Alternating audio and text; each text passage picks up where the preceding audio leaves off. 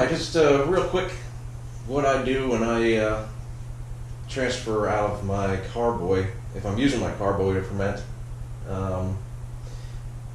and push it into a keg, I just put a blow gun on the end of the CO2 line, hooked it up to my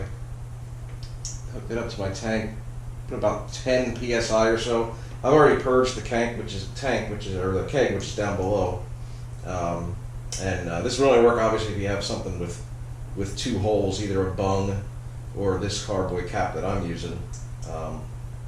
It's already got the CO2 from fermentation. I'm just pushing CO2 in.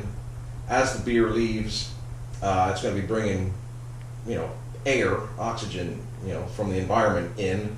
But CO2 is heavier, so as far as I'm concerned, it's still going to be a blanket of CO2 in here, with the air just displacing, the beer as it goes down.